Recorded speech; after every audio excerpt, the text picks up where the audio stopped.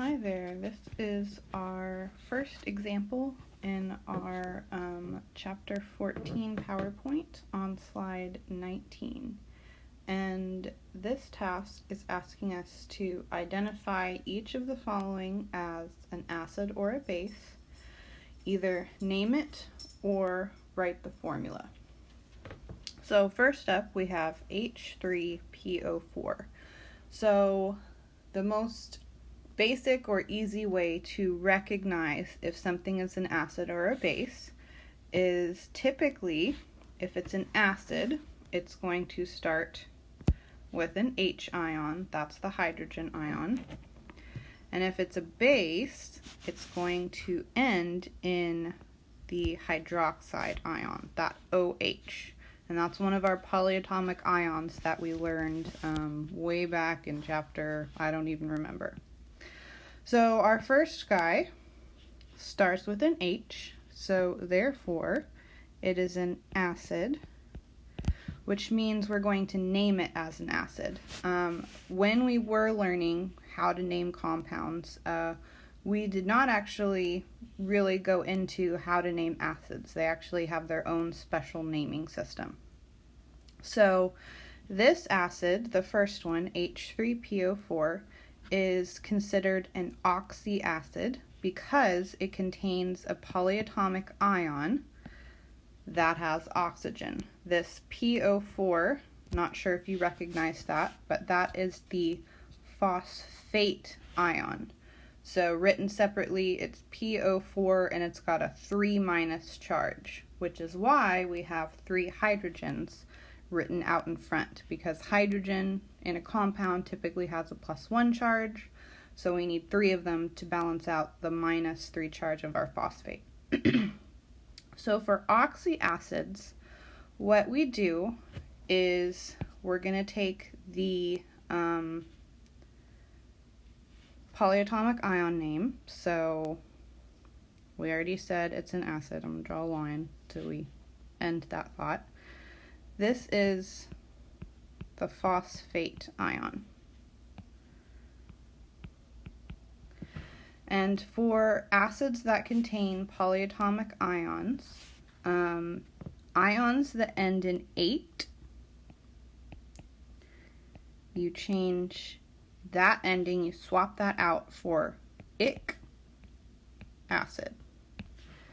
And then, not that this is relevant to this example, but polyatomic ions that end in ite, you swap out that ite ending for OUS us acid. So since this guy has ATE, that's the name of the polyatomic ion, and you can refer to your polyatomic ion table for that. This is going to become, when we name it as an acid, phosphoric acid. We've replaced that ATE ending with an IC, and then typically acids, we put an acid at the end. Now you might wonder, okay, phosphate, if we're just swapping out this ending, then why is it not phosphic acid? Where did that extra OR come from? And that, for some reason, chemists didn't think that phosphic sounded good. So for the phosphate and phosphite ion, we name them as phosphoric acid, and for the phosphite ion, it becomes phosphorus acid. So we add that extra OR syllable in there because chemists decided for some reason that that's how they wanted to name it. So that's our first example. Second, NaOH, well, we can rule out that it's an acid because it's not starting with an H, and it's ending in hydroxide. And one of our definitions of a base is that it donates OH- ions or hydroxide ions in solution. So therefore, NaOH is a base. And bases are a lot easier to name than acids. We've technically already learned how to name them. Since it's a metal, and OH is a nonmetal polyatomic ion. Basically, we're just going to name it as an ionic compound. So that's writing the name of the metal, and then right after it, the name of the polyatomic ion, and that's it. So NaOH would be named sodium, and that OH is the hydroxide ion. And that's it. That's how you name it. All right, for our third example, magnesium hydroxide, it's wanting us to now write a formula. So, and we also have to identify if it's an acid or a base. So one of our clues as to what it is this hydroxide. Pretty much any time in this chapter you see something that has a hydroxide in it, it's going to be a base. So this guy, this guy is a base. And now we just have to figure out how to write the formula. So magnesium, if you have a periodic table handy or your textbook, open it up and you should be able to reference your periodic table. And remember that we learned magnesium, which is in column 2, in a compound adopts a 2+ charge. So this is going to become Mg2+. We're just going to write that up there so we know its charge. And hydroxide is a polyatomic ion, and it has the formula OH-. So, since OH has a -1 charge, magnesium has a 2+ charge, that means that I'm going to need to write a formula where I have 2 hydroxide ions to balance the charge of that magnesium. And you can do that if you want to do the crisscross rule. I'll write it off to the side here. Let's see. Mg2+, OH-. Do the crisscross rule and it becomes Mg. Sorry, my pen is being a little funky. Mg OH2.